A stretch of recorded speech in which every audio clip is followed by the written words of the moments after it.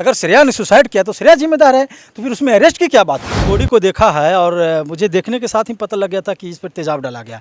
तेजाब डालने का पीछे का इंटेंशन जब अपराधी का क्या होता है कि बॉडी को पहचाना नहीं। श्रेया हत्याकांड जो अपराधी है, जो भी अपराधी हो, उस अपराधी को अगर सजा की बात करें तो कानूनी तौर पे कितना सजा होगा? बिहार पुलिस को शर्म से डूब मरना चाहिए कि ये 15 दिन से ज़्यादा बीत चुका है, लेकिन अभी तक बच्चे के उसके परिवार को अभी तक न्याय नहीं। श्रेया मामले में अब जो है बहुत बड़ा चीज सामने आया। हमारे साथ पटना हाई कोर्ट के वकील बबलू सर हैं, इनसे हम जानेंगे, क्योंकि बहुत सारे लोग वहाँ पे गए, बहुत सारे नेता भी गए, मिले, लेकिन अभी तक जो है कुछ सामने नहीं आया। पुलिस प्रशासन का जो रवैया है वही है जो शुरू से अभी तक रहा है। तो हम बबलू सर से जानेंगे। बहुत बहुत स्वागत है सर। आपका भी बहुत बहुत शुक्रिया। श्रेया मामले को सर जिस प्रकार से पुलिस अभी तक इसको उलझाई हुई है, सामने कुछ बता नहीं रही है, तो इसको आप कैसे देखते हैं सर? देखिए, मुझे लगता है कि कहीं ना कहीं पुलिस का जो जांच का जो अभी तक उनका रवैया रहा है, तो उस पर मुझे बड़ा डाउट होता है, और होनी भी क्यों नहीं चाहिए। अभी तक 15 दिन से ज़्यादा समय लैप्स कर चुका है, लेकिन अभी तक कोई अपडेट नहीं आया उस केस के लेकर।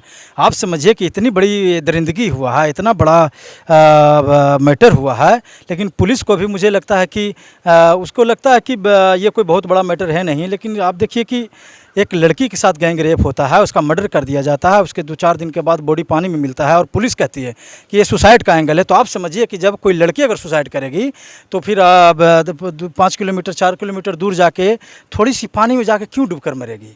वो डूबने वाला भी पानी नहीं है, घुटने भर पानी में कोई कैसे डूब सकता है?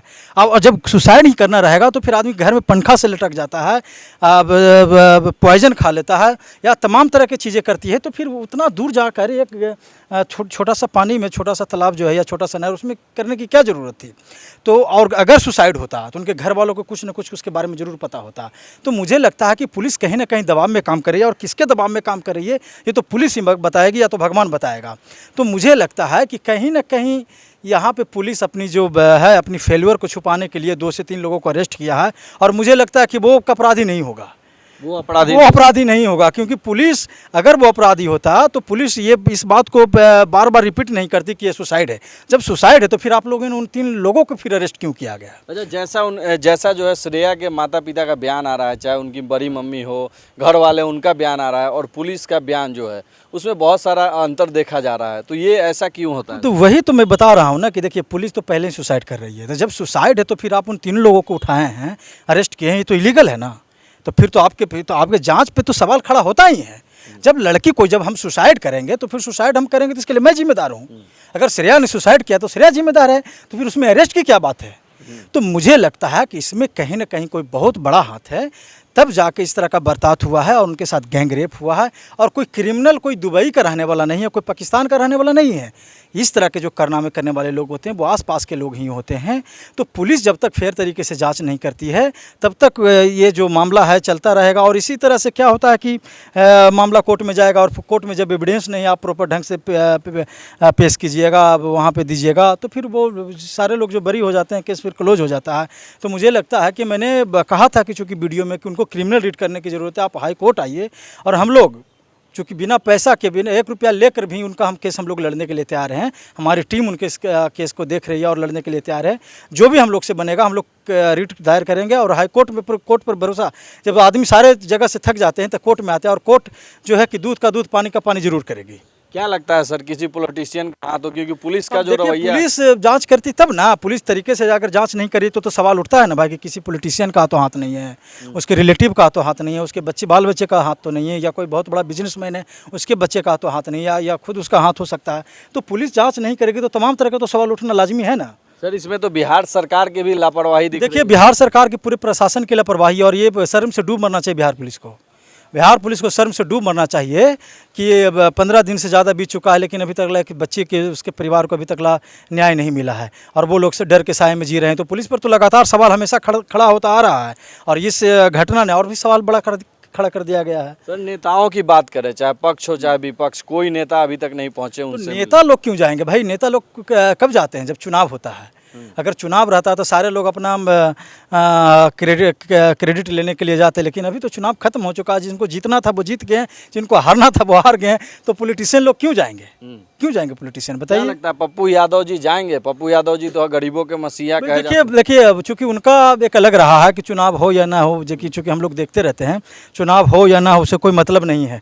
तो देखने की चीज़ होगा कि कहा कि बहुत सारे लोगों के पास, पीड़िता के पास वो जाते रहते हैं, मदद भी करते रहते हैं, आवाज़ भी उठाते रहते हैं। तो ये तो देखना होगा कि अब ये तो पप्पू यादव ही तय करेंगे ना कि अब उनके पास जाएंगे कि नहीं जाएंगे।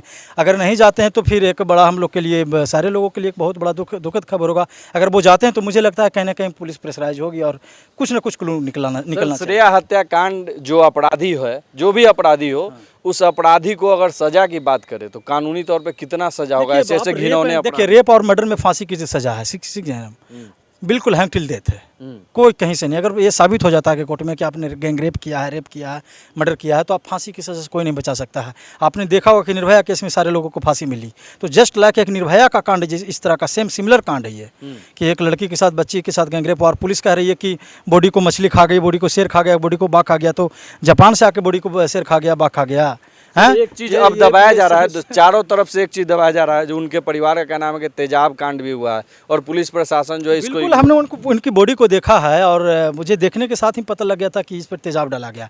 तेजाब डालने का पीछे का इंटेंशन जब अपराधी का क्या होता है कि बॉडी को पहचाना नहीं जाए, ये इंटेंशन होता है। वहाँ से कुछ क्लू, कुछ एविडेंस ना मिले, ये इंटेंशन होता है। ठीक है ना। तो तेजाब तो डलाएंगे यार, आप देखिएगा बॉडी को तो उससे उनका जो कलर देखिएगा, उनका जो अथी हो जाए, जो बाहर निकल के चमड़ा का जो स्किन का थोड़ा ट्रीजर आया है, तो आप बिल्कुल लगेगा कि ये कहीं ना कहीं तेजाब डालकर उनके साथ इस तरह का बर्दाश्त हुआ है। तो ऐसे ऐसे पुलिस प्रशासन के लोग जो हैं, जो लापरवाही कर रहे हैं, उन लोगों से क्या कहेंगे? देखिए, पुलिस प्रशासन से यही कहना चाहूँगा कि कोई भी हो अपराधी, किसी का भी जात का भी हो, किसी भी दल का हो, किसी भी पार्टी से हो, चाहे कितना भी बड़ा रुपया वाला भी हो, आपने संविधान का शपथ लिया है और आपको संविधान के दायरे में रहकर काम करना चाहिए और निष्पक्ष होकर काम करना चाहिए।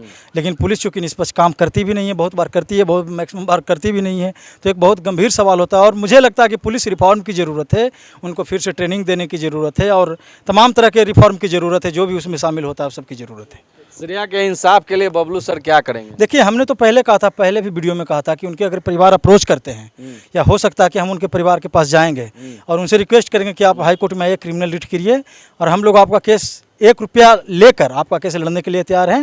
ज़्यादा परेशान होने की ज़रूरत नहीं है। और अगर हाई कोर्ट में आएंगे तो मुझे पूरा विश्वास है कि जो न्यायालय है वो कभी किसी को अथी नहीं करता है, निराश नहीं करता है। और जो भी होगा न्यायालय, मुझे लगता है कि उस जांच में सहयोग करेगी। और जब न्यायालय जांच में सहयोग करेगी तो कौन अपराधी है, किसने किया है, वो जरूर सामने आएगा। श्रेया के अपराधी को बबलू सर फांसी तक पहुंचाएंगे? बिल्कुल, अगर वो हमारे पास आते हैं तो बिल्कुल हमारा ये काम रहेगा। चलिए, तो ये हमारे साथ पटना हाई कोर्ट से बबलू सर हैं, जिन्होंने कहा कि श्रेया के पिता अगर माता जी हमारे पास आते हैं तो अपराधियों को फांसी तक जरूर पहुंचाएंगे। बाकी आप लोग क्या सोचते हैं श्रेया मामले को लेकर कमेंट में जरूर बताएगा और वीडियो को शेयर कीजिएगा। जय हिंद, जय